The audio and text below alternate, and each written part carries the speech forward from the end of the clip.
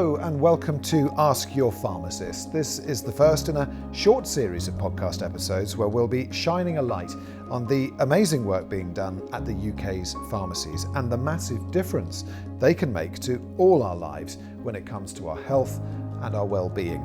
This series focuses on what you can and should approach your local pharmacist about. I'm Mike Young, and in this first episode we'll be getting to know our expert Suki Basra, who's been working as a pharmacist, dare I say, for close to 30 years, based in central London. Suki, thank you very much for being with us. How did you get started in the world of pharmacy?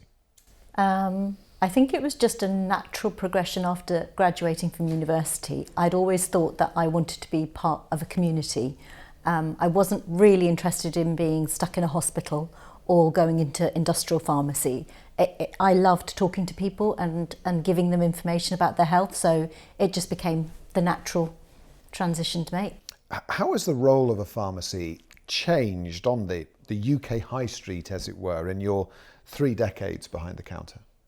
I think over the period of 3 decades, which makes me sound very old, I've evolved, or all of us as community pharmacists have evolved as clinicians, which is what we probably expected to be doing when we graduated.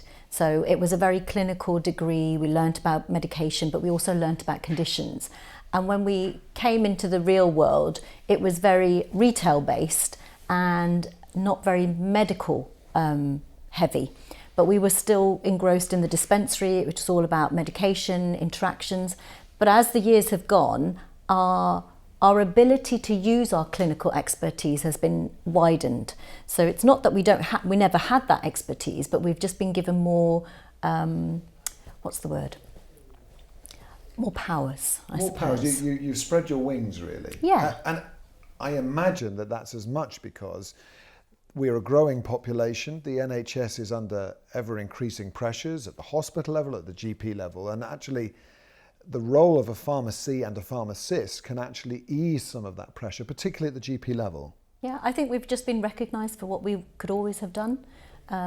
It's not, I think being a multidisciplinary team within the NHS has opened everybody's eyes to that there was somebody already on the high street that was qualified enough to provide that support to the local public or to their communities, and perhaps we've always been providing that support, but we were never recognised for it. And I think the pandemic sort of highlighted that, the importance of having those people in the community, giving patients their information, helping with prevention. So we've literally perhaps we did have our wings clipped a little bit before with legislation and all sorts of different mindsets that perhaps were very traditional, thinking that only a GP could prescribe or only a GP could do, or a nurse could do something in particular. But there are other professions out there that are medically trained that can equally provide that value to their patients. There's a real art, I think, to making sure you learn what you need to know from someone who comes to you. And so much of that is around ideally building a relationship with an individual. Absolutely. I think you can only trust someone that you see regularly perhaps, or that you know is going to give you the best advice. And what we find is, I know myself, and I'm sure this is repeated across the country, that community pharmacists build rapport with families and they build rapport with the people that care for people that need help. So I'm 30 years into this sector, and I know 4 generations of people in a family. I've dealt with a great grandparent and their sort of palliative care and how they need to be nurtured or helped throughout their journey. But equally that means nurturing the carers and recognising them, because they're the port of call that I will regularly engage with and try to source things for them or try to make their life easier, communicate within a multidisciplinary team, talk to district nurses. So it's a very long journey that builds over time. And even when a loved one's passed, those families continue to come to their regular community pharmacy. And it is really important. I think we forget the significance of the word community. And that's one thing we crave in our society today, is where do we find community? And I think community pharmacists within their locality are a little reminder all the time that everybody needs a community. And it's a sort of central point where when you're in need, it is accessible and it's also a trusted place to come. I look back to sort of my childhood and going back to the same dentist and going back actually to the same GP, a particular individual, and actually that's what a lot of people should really factor in when they think of their pharmacist. Absolutely. And I think we've almost become the regular family GP practice or family doctor of a family. So you have built that rapport. You recognise when things are changing within an individual. There's been many cases where I've noticed a patient's becoming more forgetful about picking up their medicines or ordering at different times, and I'll probe and I'll have a little conversation with a daughter or a grandchild and say, have you noticed something?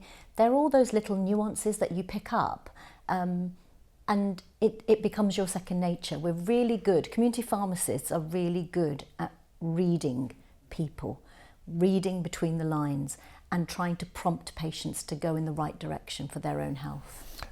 We've got a great chance here in this first episode to maybe debunk a few sort of health myths, really. And I imagine there are some perennial conditions and subjects that people come to you with, and sometimes they'll be making an error of some sort in what treatment they might be asking for. When someone comes to see you, what are the most common conditions, first of all, that maybe people are complaining about? So I think some of the most common ones are the genuine coughs and colds. People love to think that the only answer to their ailment is an antibiotic, and I think that's a sort of a generational thing. It was the magic pill, and perhaps 20, 30 years ago it was overprescribed. But we've learned over time with antimicrobial stewardship, which means that we've understood the effectiveness of antibiotics and the lack of the effectiveness, that we're able to educate our locality, everybody in our community. So we'll probe a little bit more and we'll educate them about things not necessarily always needing antibiotics. Things could be a viral infection. And I think it's really important to emphasize that the COVID pandemic educated the public in terms of understanding the difference between viruses and bacteria and how antibiotics play a part in that whole sphere of things, and managing one's own health more effectively. And that's where a community pharmacist can actually help you make those informed decisions. My role is not necessarily just to hand out medication, it's to hand out the appropriate medication, something that actually will work. There are many a time when I will give out advice and I will say to them, you don't actually need anything. You need to go home, get in a duvet, drink lots of water, and give yourself 3 or 4 days, you'll be fine. Just giving that information reassures a patient that actually I'm going to be okay, and they will get through those 3 or 4 days without panicking. But if we don't understand that as individuals, by day 2, we might think we're never going to get better. So there's that element of education there. That absolute perennial, the common cold, what is it that you would do to somebody complaining of a heavy head cold? They've come to you. What would you be saying and doing and offering? I think the first thing is a pharmacist will always probe and ask all the appropriate questions. We're clinically trained. We'll make sure there aren't any red flags. We call them red flags in terms of things that we should genuinely be concerned about and that need the patient to be signposted either to a GP or there is something they need to be treated with. Once we've done that assessment, then we can give them the appropriate advice. And the majority of the time it is all about perhaps taking some vitamin C and being well hydrated and going to bed, having some rest. Very simple things that are almost forgotten nowadays as simple remedies, but we need to be reminded or educated. And the younger we start with our patients, the more empowered they feel over time, and the likelihood of them coming back to trust you when things are really serious becomes much better. Suki, thanks for now. We've talked a fair bit there, but in the next episode of this podcast series, we're aiming to talk a little bit more about what we can do to treat some of those common illnesses. Ask Your Pharmacist is a Broadcast Revolution production for the National Pharmacy Association.